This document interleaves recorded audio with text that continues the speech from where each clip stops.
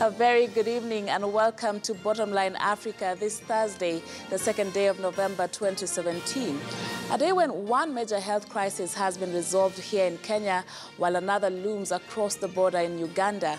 Also on this day, we, the media fraternity, are pausing to remember our colleagues who have lost their lives in the cause of duty.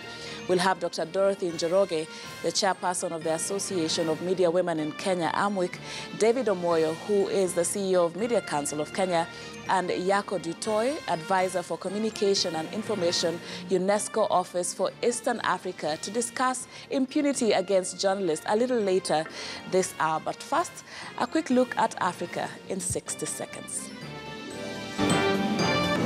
The Ministry of Health, the Council of Governors and Nurses Union agree on a return-to-work formula ending the 151-day-old strike. South Sudan President Salva Kiir meets his counterpart Mohamed al-Bashir in Khartoum over a flood of arms coming through the porous common border. Malawi calls on Britain to train anti-poaching rangers in a bid to save the dwindling rhino numbers in the country. And media stakeholders call for justice on crimes against journalists as the world marks a day to end impunity against crimes.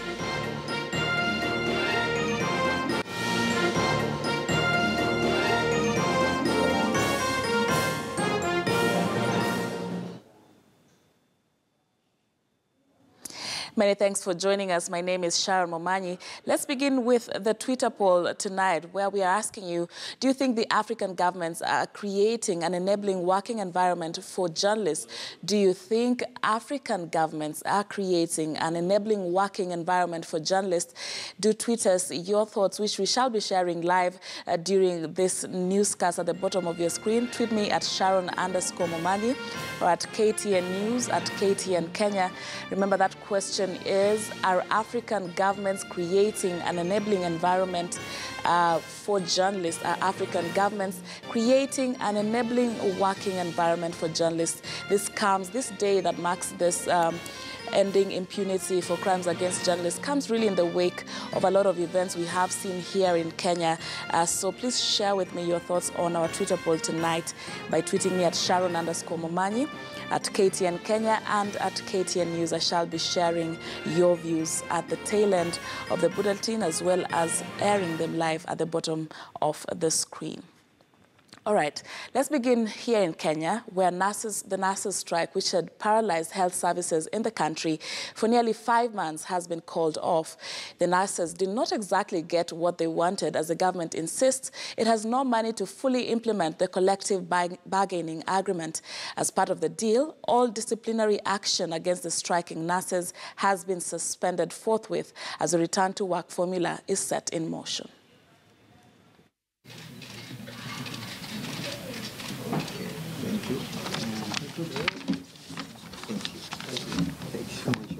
Thank you. I hereby declare that the strike that began on 5th June 2017 is officially called off, and our members are advised to go back to work with immediate effect, those who can manage now, and for those who cannot manage, they should report back on duty on or before tomorrow, 5 p.m.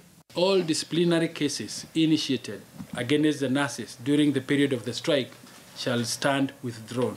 Withheld salaries be paid into the nurses' accounts by the end of November 2017, and in any case, not later than 31st December 2017. I want to apologize to the people of Kenya that it was not our intention to have them suffer because of nearly collapsed healthcare system because of nurses not being in their places of work. We hope that a such thing shall not be repeated in the near future. And indeed, that is regrettable. I don't think there is any apology which can make sense to Kenyans for what they have gone through. But having arrived at this, I want to thank the union that today we have been able to agree on the two issues which have been pending, that is the uniform allowance and also the risk allowance or nurses allowance, and also thank them for agreeing to accept the fact that this financial year we are not able, as a government, to factor extra expenditure.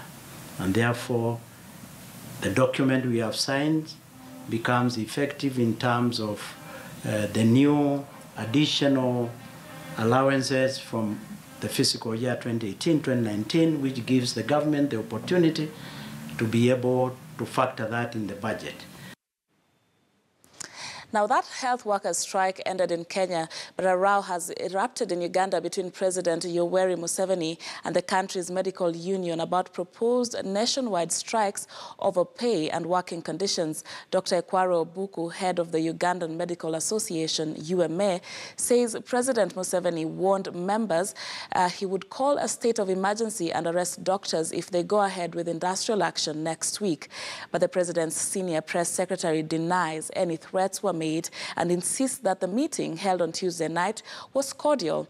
Doctors are protesting poor pay, the country's highest paid public sector medics and just more than $1,000 per month, as well as the lack of medicines and equipment, which they say leads to unnecessary deaths. But some fear a national crisis could result if doctors at all public hospitals and health centers do participate in the industrial action. The nurses and the midwives. If that is not enough, we are going to involve the clinical officers and the allied health professionals. We shall have no option but to totally withdraw any kind of health service. I am really looking at that. Definitely also depends on what are the other pressing priorities of what? Of government. So definitely this is one priority of government, is to see that their scientists, their doctors are paid well, but it has to be paid within that envelope. So government, I know, has got goodwill, and I'm sure something will definitely be done. And still in the region, an animal rights group in Tanzania has criticized the banning of more than 6,400 live chickens illegally smuggled from Kenya to curb the outbreak of diseases such as bird flu.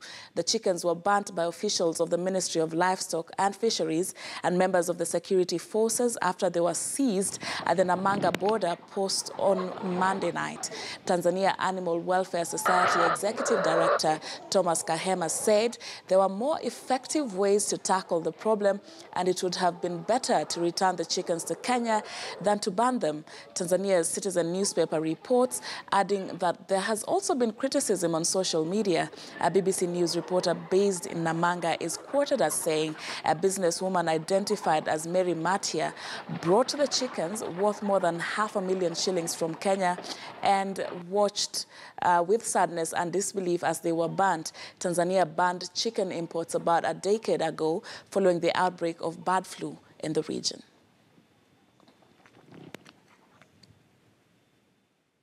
And Liberia's Supreme Court has delayed until Friday a hearing on disputed presidential elections, increasing the chances of Tuesday's runoff poll being postponed. Leaders from regional bodies, ECOWAS and the African Union met with the candidates following a Supreme Court ruling halting preparations for the presidential runoff vote between former soccer star George Weah and Vice President Joseph Boakai due to claims of fraud in the first round. The case was brought forward by the Liberty Party of third-placed Charles Brumskin. Boakai's ruling Unity Party has announced that it is backing the legal challenge. It accused outgoing President Ellen Johnson Sirleaf, one of its own members, of interfering in the October vote by holding private meetings with election magistrates. And South Sudanese President Salva Kiir arrived Wednesday in Sudan for a two-day visit aimed at resolving border disputes and addressing mutual accusations of supporting rebels in each other's territory. It is Kiir's third visit to Khartoum since Christian-majority South split from the Muslim North in 2011 after a 22-year civil war that killed hundreds of thousands. Kiir was received by his Sudanese counterpart, President Omar Omar al-Bashir at Khartoum Airport. Border rows, economic issues such as Juba's payments for the use of an oil export pipeline through Sudan, and building a buffer zone along the frontier are among the expected topics of discussions when the two leaders meet. Officials also addressed tensions over alleged support for insurgents. Sudan has regularly accused its neighbor of aiding rebels in its war-torn Darfur, Blue Nile, and South Kordofan regions. Aims to establish security and stability in the two countries and to achieve welfare of their people. If there is someone who can accuse the other, it is me who can accuse Sudan. Sudan now is the source of weapons that are going to South Sudan and creating problems for us.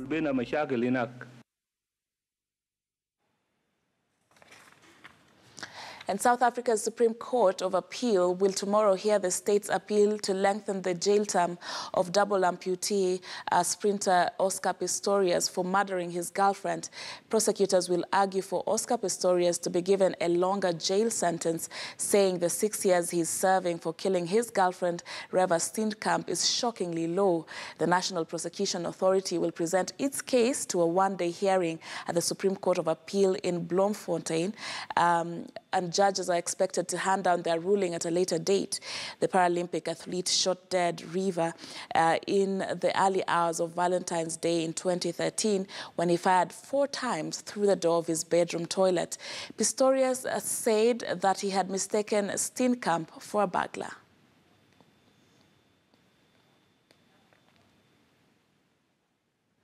And Malawi has enlisted the help of British soldiers to train anti-poaching rangers in Liwonde National Park, Malawi's leading game reserve and home to the country's largest elephant and rhino populations.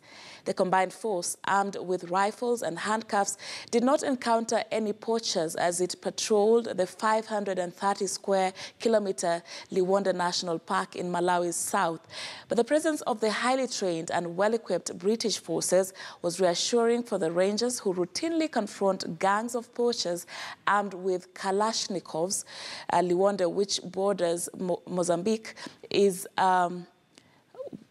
the biggest leading game reserve and is home to the southern African country's largest elephant and rhino populations. The 7 British soldiers are there to train 35 of Malawi's anti-poaching rangers. To these guys so that they're able comfortably handle the poachers in the field. Ever since I started working, I have met lots of poachers. I've arrested lots of poachers, and I've had situations whereby we have failed maybe to arrest poachers because of lacking some of the skills. But having done with the training with the British, I'm comfortable and I'm happy that all the bad situations that I was facing, all the challenges that we were facing previously of failing maybe to arrest poachers, it will be a history now. Next year there will be 2 really important summits, the Commonwealth Heads of Government Summit in London and also a summit on the illegal wildlife trade also in the UK. Both of those, we want to see Malawi taking a front role. We want to see Malawi showcasing the work that it has done in parallel with the UK. We think it's a really good success story and something that can be rolled out across other countries in the region too. So we really want Malawi to be there at the highest level, talking about what it's done, and we can really showcase what a great partnership can deliver. All right, we want to take a short commercial break here on Bottomline Africa, but don't go too far, because when we return, we shall be having that all-crucial conversation about ending impunity for crimes against journalists across the world, really. And I have an amazing panel, Dr. Dorothy Njoroge, who's the chairperson for the Association of Media Women in Kenya, AMWIC, David Omoyo, who is the Media Council CEO, and Yako Ditoy, who's the advisor for communication and information for the UNESCO Office for East Africa. So I shall be having that conversation with them when we return. So let's take that break as we take a look at other events taking place across Africa.